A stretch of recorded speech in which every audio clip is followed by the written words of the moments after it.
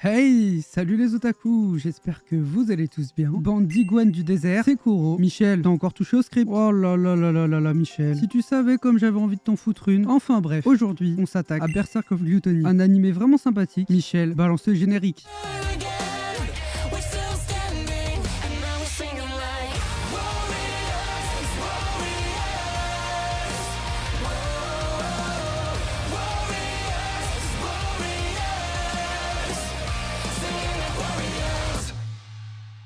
Dans un monde où les compétences font tout et sont désignées à la naissance, on va suivre Fate qui a la compétence la plus inutile de ce monde, la glutonnerie. Cette compétence, elle agit comme une malédiction parce que tout simplement, elle lui procure une faim insatiable qui ne s'arrête jamais. Peu importe ce qu'il mange ou boit, il a toujours faim et a d'énormes mal de ventre. Berserk of Gluttony comporte 12 épisodes. Il y a actuellement une seule saison et elle est terminée. Dans ce monde, tout le monde sans exception se voit attribuer au moins une compétence, dont la qualité et l'usage seront déterminants pour leur avenir. Par conséquent, ceux qui héritent des meilleures compétences pourront devenir guerriers, artisans ou commerçants, voire la classe ultime, les saints chevaliers. Malheureusement, les autres, comme on les appelle les déshérités, ceux qui n'ont malheureusement pas eu de compétences utiles, ils ne connaîtront malheureusement qu'une vie de misère. Notre protagoniste, Fate, est de cela. Sa compétence de gloutonnerie n'a malheureusement qu'une seule fonction, de susciter en lui une faim permanente. Du moins, c'est ce qu'il croit. En effet, le hasard fait bien les choses, car il va bientôt pouvoir utiliser cette compétence à son plein potentiel. L'auteur de cette magnifique œuvre est Ishiki Ishika. Il a pour genre action, aventure, drame, fantastique et romance.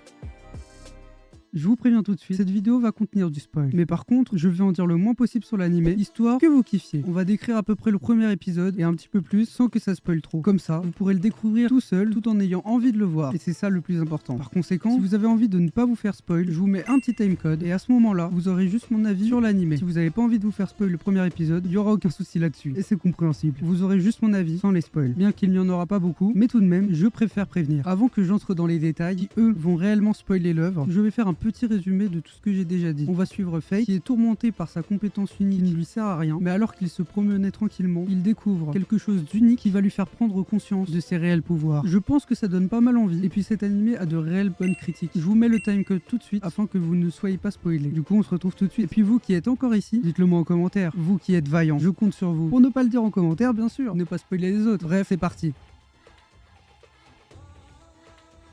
On découvre Fate, qui est le garde du château. Par contre, il ne fait qu'attendre pendant des heures devant les portes du château. Il doit prévenir en cas d'intrusion, mais par contre, ce n'est pas lui qui doit protéger le château. Dans la suite, on découvre que les saints chevaliers traînent le peuple dans la boue et ils viennent même à les frapper, peu importe la cause. Fate a eu son boulot car il s'est fait faire un boulot. Michel, je t'ai dit quoi? Arrête les vannes de cul, il y a des enfants qui nous regardent. Ce sera retiré de ta paye, c'est moi qui te le dis. Ah en fait, je te paye pas. T'es niqué mon pote. Grâce à la pitié des saints chevaliers, alors qu'eux-mêmes doivent s'acquitter de cette tâche. Et par conséquent, ils ne le payent pas correctement et l'humilient tous les jours en le frappant violemment. Mais ce jour-là, il se fait sauver par une sainte chevalier se nommant Roxy, l'une des seules à être aimée par le peuple. Par la suite, dans la nuit, Fate a aperçu des voleurs qui s'introduisent dans le château. Il prend la décision de tout de suite aller prévenir Roxy. Suite à ça, elle lui demande de la remplacer pour garder les portes du château pendant qu'elle s'occupe d'appréhender les voleurs. Malheureusement, Fate se retrouve face à des voleurs. Mais par contre, celui-ci a un bras en moins. Ouais mais la dinguerie, ça veut dire qu'il est manchot. Il va pouvoir faire comme les pingouins. Il va pouvoir glisser sur la glace et tout.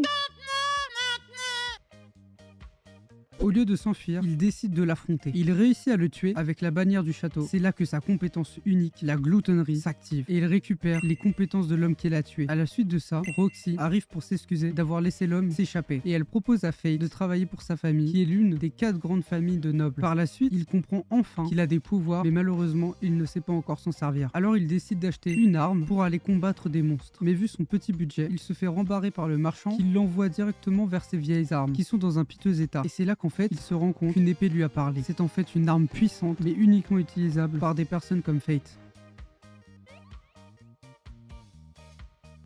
Avec l'aide de sa nouvelle arme, il décide d'aller affronter des gobelins. Et Greed, c'est le nom de l'arme qui parle. Comme si c'était normal une arme qui parle. Cette arme est en fait une arme qui viole les principes même des lois du divin. Il lui explique donc qu'avec sa compétence de gloutonnerie, il ne pourra jamais gagner d'expérience. Mais en contrepartie, il volera les caractéristiques et les compétences de chaque être vivant qu'il tuera. Que ce soit des hommes, des divinités, des démons ou des monstres.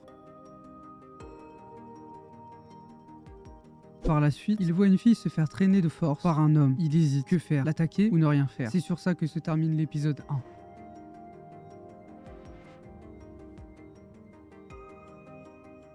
J'ai vraiment apprécié l'œuvre. Pour le coup, je m'attendais à un shonen pas ouf, un truc assez centré sur le fight, avec pas beaucoup de problèmes complexes, mais finalement, on se rend compte que c'est vraiment intéressant. Il y a de réelles histoires derrière, de la tourmente, de la démence, de l'amour, ça touche un peu à tout. C'est vraiment très sympathique. J'ai kiffé le regarder, le suivre toutes les semaines, mais vous avez de la chance car vous pouvez le voir tout d'une traite. C'était un réel kiff. Je conseille réellement cet animé car tout simplement, il a largement dépassé mes attentes. On y découvre un personnage banal qui est traîné dans la boue et qui finalement se relève et devient une personne magnifique et surtout très forte. C'est pour ça que je vous parle de cet animé, parce que sinon, je vous en parlerai juste pas.